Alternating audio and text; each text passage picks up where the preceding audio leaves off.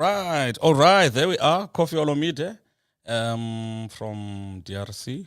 Uh, yeah, he's a superstar there. If you don't know about him, you better wake up. Yeah, we are Africans and we celebrate and enjoy and appreciate all things African. As different as we are from the different corners of the world that we come in, we might speak different languages.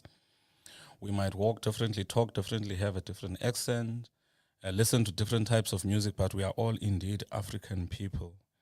And music is a powerful tool if you want to use it as a tool to unite or to divide. I mean, if you just think of the history of the struggle, in any place where there has been a struggle or liberation movement, if you want to call it that, even in South Africa, we had in South Africa musicians who united us and rallied us and made us come together and be active and be vocal using their music, which is why it led, for instance, to the apartheid government banning certain musicians, and some had to go into exile and banning even certain types of songs, even certain types of music. And that is a powerful thing about music. Now think about it: how powerful how powerful music can be for a positive change, for a positive impact. It's an interesting phenomenon now. If you look at in South Africa, just the culture of gqom music or amapiano, and you go to almost any radio station in South Africa, and you will find, no matter what mixture that radio station is, no matter what the language medium of that radio station is, no matter the profile of those listeners on that radio station, you will see, for instance, playing amapiano or playing gqom music, which is interesting because that means that gqom music and amapiano is no longer just the music of black people like we've had in the past. In the past, if you are listening, for instance, what they would call bubblegum music, okay, you're black, okay, it was for black people. And if you're listening to this type of music or to go a certain radio station, then you are categorized, or umpaqanga, you only belong to a certain group, and that was used as a way to divide.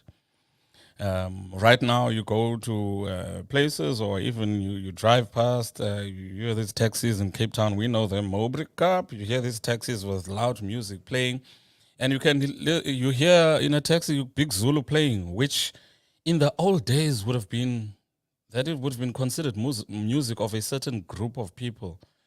It was not universal.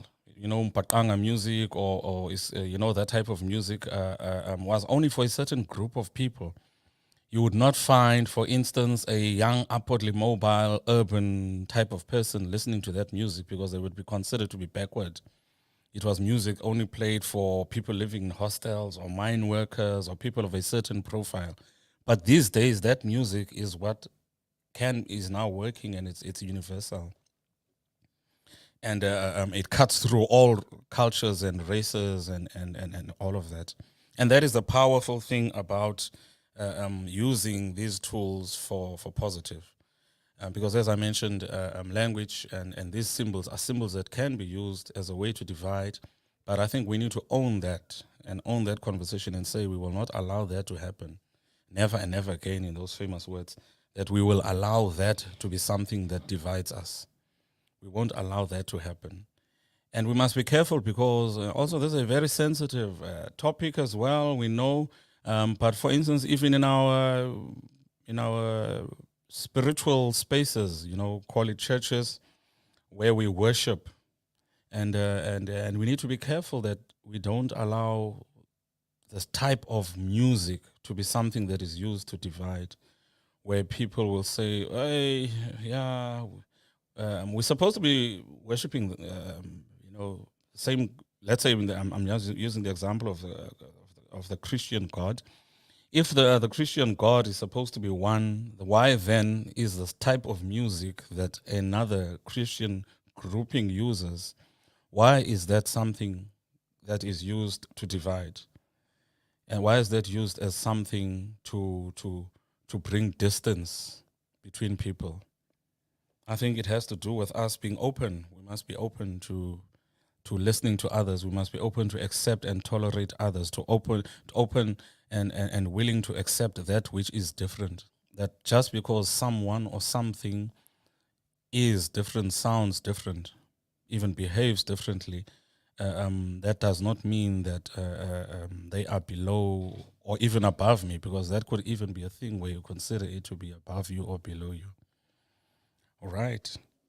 Okay. Um, I want to play you something else as well. This one comes from Jonathan Butler, a Cape Boyki, and this is a song, beautiful song called "Going Home." Let's hear.